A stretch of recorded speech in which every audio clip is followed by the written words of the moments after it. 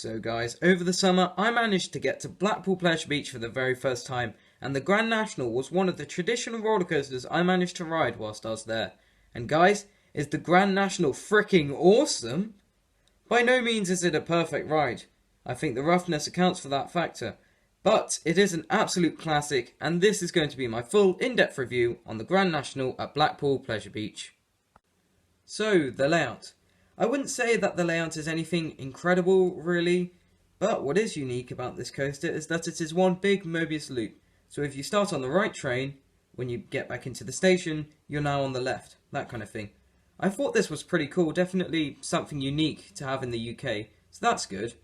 Once you've boarded your train, you then turn around, go through some small hills before going up the lift hill. Nothing too special so far. You then turn left, getting some decent lateral G-forces at the top of the lift hill before dropping down into your first drop. Now what's interesting about this drop is that it has a double down element, and guys, is this by far the highlight of the ride. No matter what row you're in, you get very strong ejector airtime. I can't overemphasize how strong the airtime is, really. And I think a main reason for that is that the restraints are so loose. Like literally, I could fit my hand comfortably underneath it.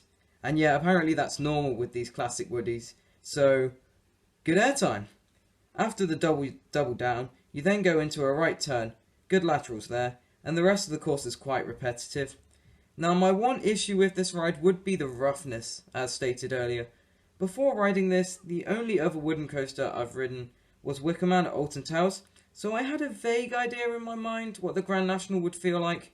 And I have to say I was disappointed slightly when I actually came to ride it.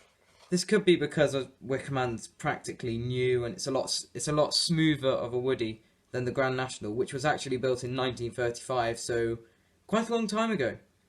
So it's really old, and I did go on with very high expectations, and it did deliver to them, but not in the way I was expecting.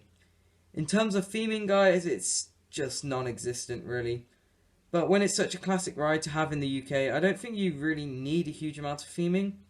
However, saying that, I do like the fact you have signs above your head as you're racing along, trying to beat the other train. I think that's a pretty cool element. And the signs like "Off We Go" at the top of the lift hill and other things like that.